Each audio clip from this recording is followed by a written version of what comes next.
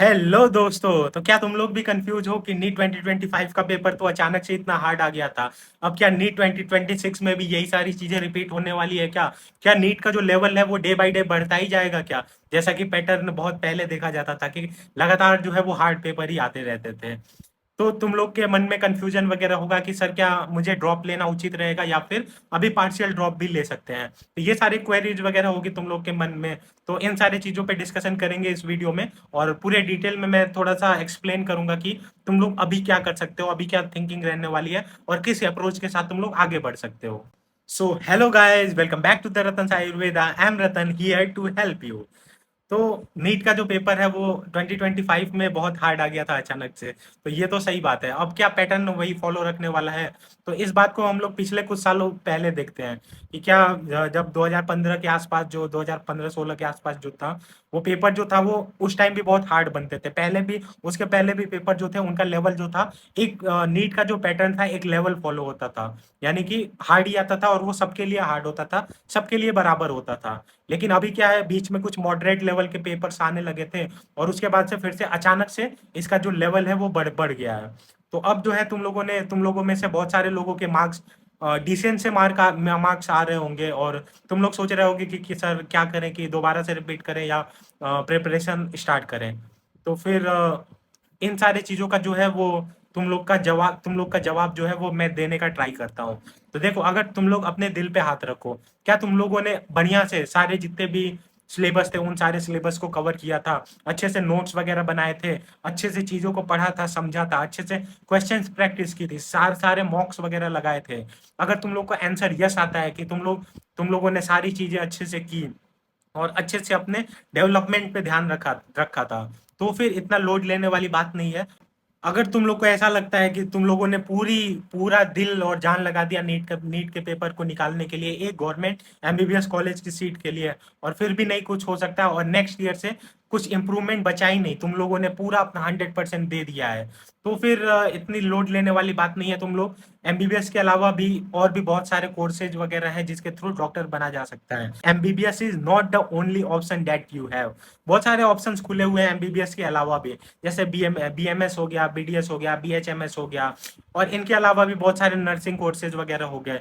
तो बहुत सारे ऑप्शंस खुले हुए हैं तुम लोग के पास, और बहुत सारे कोर्सेज भी हैं जिनको तुम लोग देख सकते हो। और रही बात कि किनको ड्रॉप लेना चाहिए या पार्शियल ड्रॉप लेना चाहिए, तो देखो, अगर तुम लोगों ने अपना क्या है अप्रोक्स 90% तक दे दिया है और तुम लोग के पास थोड़ा बोना गुंजाइश है कि हाँ ठीक है, इतना क्वेश्चन और दे देंगे, इतने मॉक्स और लगा देंगे, तो हो सकता है कि मुझे गवर्नमेंट सीट मिल जाएगा, तो तुम लोग पार्शियल ड्रॉप के लिए भी जा सकते हो। यानी कि बैकअप में जो है तुम लोग चाहो तो बीएमएस वगैरह के कॉलेज वगैरह ऑप्ट कर सकते हो और फिर एक बार अगेन अगेन प्रैक्टिस करके दोबारा से नीट का जो है वो फॉर्म भर के तैयारी करके जो है वो एग्जाम को दे सकते हो तुम लोग, अगर करना ही चाहो तो देखो, मैं अपनी स्टोरी बताता हूँ कि देखो, मैंने भी ड्रॉप लिया था। तो एक बार तो क्या हुआ था कि मेरी प्रिपरेशन वगैरह बहुत अच्छी चल रही थी, लेकिन बीच में क्या हो गया, कोरोना ने इंटरप्ट कर दिया, तो जिसके कारण मेरी स्टडी वगैरह अफेक्ट हो गई। लेकिन मुझे पता था कि मैंने एग्जाम वगैरह में 100% अपना नहीं दिया है, तो उसके बाद से फिर मैंने ड्रॉप लेके दोबारा से मैंने प्रिपरेशन स्टार्ट की और इस बार मैंने बहुत अच्छे से सारी चीज़ों को कवर किया। मैं सुबह अप्रॉक्स 6 बजे उठ जाता था, फिर रेडी होकर लाइब्रेरी चला जाता था और रात के 10 बजे तक मैं पढ़ता रहता था।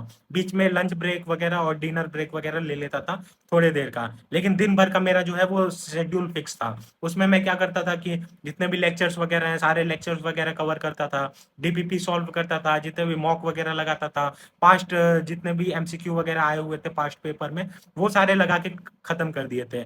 लेकिन उसके बाद भी क्या हुआ कि मेरे कुछ मार्क्स कम पड़ गए। यानी कि मेरे अप्रोक्स उस टाइम जो है वो कट ऑफ जो था वो 600 के अप्रोक्स चला गया था। तो अप्रोक्स मेरे 40 मार्क्स के करीब जो है वो रह गए। तो फिर ऐसा नहीं है कि मैं सोचा कि भाई मैं क्या कर सकता हूँ, मैं कर क्या सकता हूँ, मैंने तो अपना 100% दे दिया है, अब एक्स्ट्रा गुंजाइश कहाँ पे है? तो फिर आई प्रायोरिटाइज माई मेंटल हेल्थ। तो फिर मैंने अदर ऑप्शंस वगैरह देखा और मैंने बीएमएस ऑप्ट किया। तो फिर यहाँ पे कॉलेज में आके मुझे बहुत थोड़ा सा ऐसा अजीब लग रहा था कि हाँ ठीक है, बीएमएस कर रहा हूँ, कोई दिक्कत नहीं है। लेकिन फिर यहाँ पे आके मैंने बीएमएस को जानना शुरू किया कि है क्या बीएमएस। तो फिर मैंने बहुत सारी चीजें देखी और मैंने ये पाया कि बीएमएस किसी भी एंगल से जो है वो और किसी भी पैथी वगैरह से कम नहीं है। बीएमएस का एक अपना ही महत्व है।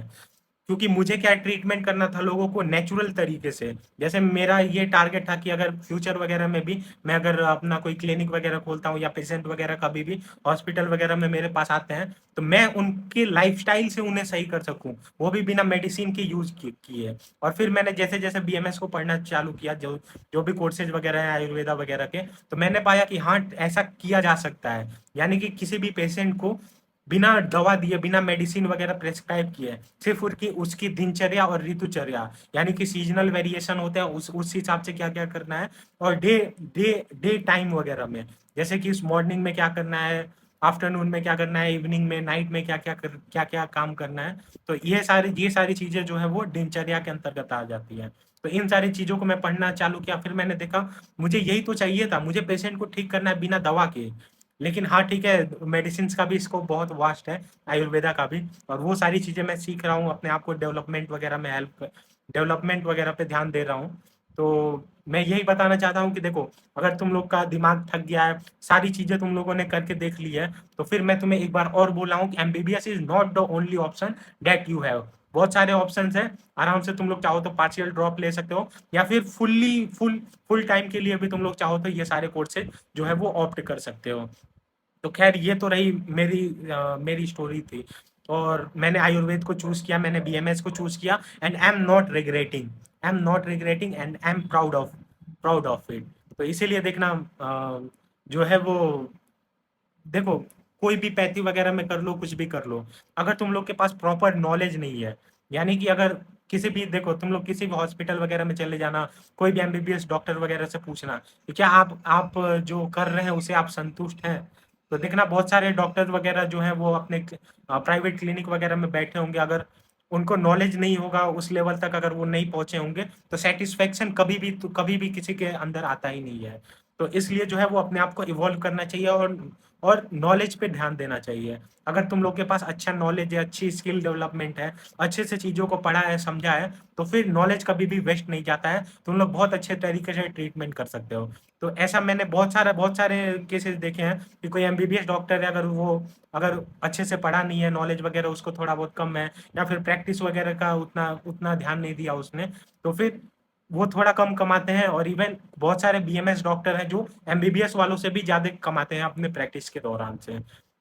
तो इसलिए जो है वो मैं भी जो है वो अपनी स्किल वगैरह डेवलपमेंट वगैरह पे ध्यान दे रहा हूँ। और क्या है कि हॉस्पिटल वगैरह भी मैं जाना स्टार्ट कर दिया हूँ। वहाँ पे हॉस्पिटल में क्या होता है, क्लिनिकल एक्सपोजर वगैरह हो जाते हैं, तमाम पेशेंट वगैरह आते हैं, कभी ओपीडी वगैरह भी चेंज करते रहता हूँ, कभी आईपीडी में बैठ गया, कभी गायनी वार्ड में बैठ गया। तो जितने ज़्यादा पेशेंट वगैरह से डील करते हैं हम लोग, उतना ज़्यादा जो है वो दिमाग खुलता है, और उतना ज़्यादा जो है वो ट्रीटमेंट हम लोग अच्छे तरीके से कर सकते हैं, जितने ज़्यादा हम लोग का क्लिनिकल एक्सपोजर होगा। तो देखो, डील विद पेशेंट, यानी कि पेशेंट को डील करना जो है ये सबसे इम्पोर्टेंट है।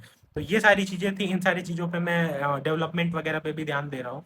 तो तुम लोग चाहो तो, अगर मुझसे जुड़ना चाहो तो इंस्टाग्राम हैंडल दे दिया गया है, और इंस्टाग्राम पे तुम लोग चाहो तो मुझे फॉलो कर लो, और कोई भी डाउट वगैरह आए तो तुम लोग मुझे आराम से इंस्टा पे भी मैसेज कर सकते हो। और कोई भी जो है वो बीएमएस वगैरह का, या फिर अदर कोई भी स्टूडेंट्स वगैरह जो है ये मेरी वीडियो अगर देख रहे हैं, तो फिर कमेंट में मैं चाहता हूँ कि लोग पॉजिटिविटी फैलाएं। तो कमेंट में उनको बताओ, जो भी नीट एस्पिरेंट है उनको मोटिवेट करो कि हाँ ठीक है, MBBS is not the only option that you have, और भी बहुत सारे ऑप्शंस वगैरह हैं तुम लोग के लिए खुले हुए हैं।